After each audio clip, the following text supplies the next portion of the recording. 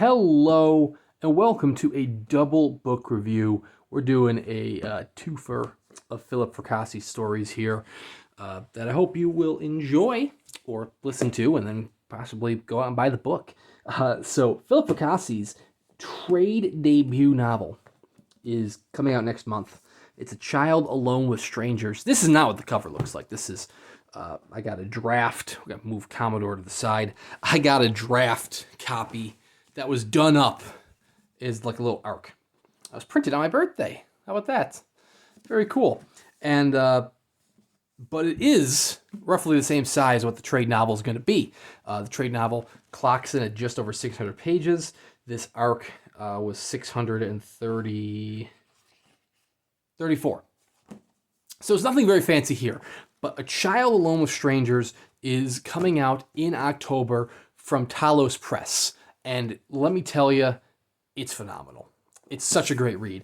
A lot of you, if you watch my channel, are probably familiar with Philip Fracassi, or if you watch the Jeff Word, you've seen lots of interviews with Philip Fracassi, and you might be familiar with his style. I was introduced to Fracassi through Beneath the Pale Sky, his collection from Leith Press, and I absolutely loved it. I loved his use of color. He really likes to use color in those short stories. His debut novel, Boys in the Valley, was one of my favorite novels from, oh my God, was it 2020 already? That's crazy. Time flies. Anyways, one of my favorite novels. That was released by Earthling Publications, but now you get a chance to get a nice trade edition from Bill Fracassi, a trade novel, A Child Alone with Strangers, which follows the story of Henry Thorne, a young boy with a very fun gift. Maybe it's not fun. I don't think he finds it fun. He has the ability to read colors. Kind of going back to Fracassi's use of colors in Beneath the Pale Sky. There are colors abundant in A Child Alone with Strangers. It's kind of like reading minds, but he's reading emotions, the emotions of others, through what he sees are colors. And this comes about after one of the most harrowing first chapters of a novel I have ever read. So there is a prologue. This is a draft, so it's very possible that this prologue doesn't exist in the final novel. It's like a little 2-page prologue just to kind of tell you that there is some, I probably shouldn't show you the prologue. There's some sort of supernatural stuff going on. And then it leads into one of the most shocking first chapters I've ever read. And you're like, holy crap. And that is one hell of a way to introduce a character, is that first chapter. And then you eventually realize that Henry has developed this gift where he can read colors and read people. And of course, once he becomes kind of known for what he can do and known for what has happened to him, interested parties decide that, hey, we're going to kidnap this kid and ransom him off, as, crooks do. And what seems to be a very well thought out kidnapping routine brings Henry and the kidnappers to a small building, a small cabin out miles from anywhere, and they soon realize that they are not alone in these woods. There's some sort of creature that I'm not going to spoil any details on. There's some sort of creature out there too, and the creature doesn't want them in this cabin. And that is where things get really, really good. The novel is broken down, or at least this draft was broken down into parts, like here we are, part 6, The Body in the Cellar. And right when they get to that cabin is where it sinks its claws into you, both literal or metaphorical, whatever you want, and it doesn't let go. And man, 600 pages and the entire second half, it's probably about a good half. It really is just absolutely off the rails story.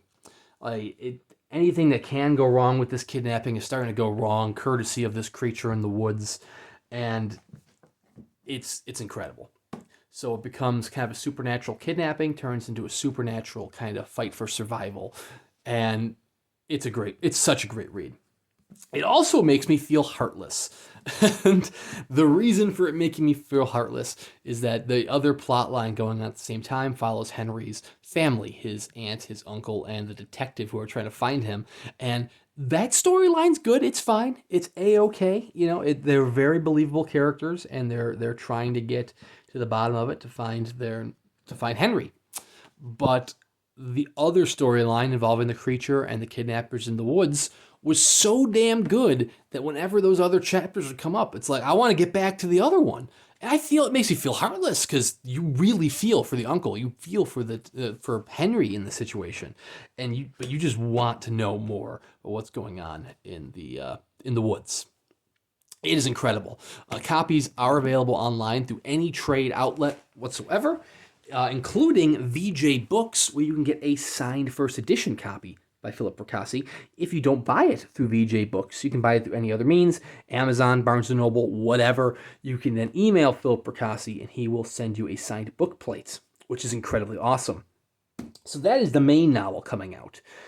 It's superb. But there's another one I wanted to highlight as well, because, when you're doing one review, you might as well do two reviews, and that, my friends, is Commodore. So this right here is the hardcover limited edition from Strange Aeons. It doesn't have the dust jacket because they didn't have enough dust jackets, but I did get it inscribed from Philip Fracassi. It's also inscribed from October 9th, which is creepy to me because I feel like I just got this last month, and apparently it's been almost a year because that's nuts.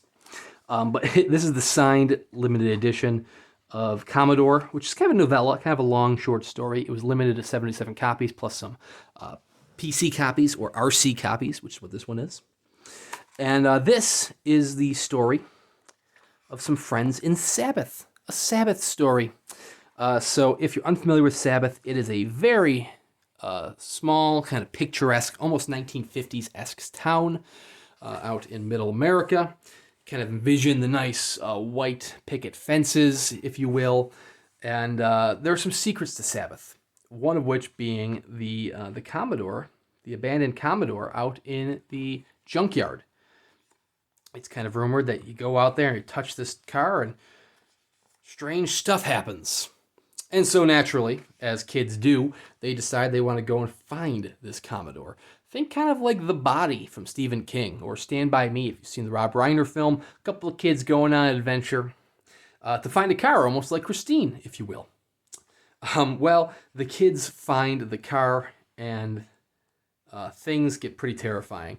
This is color illustrations by Brian Vox, who does a phenomenal job. Another part of it deals with Jim, the boy who does not get to go with his friends. Instead, he kind of gets separated from his friends, and he has his own adventure trying to find his friends. I don't want to show you too much because some of this, we're not going to show you that one.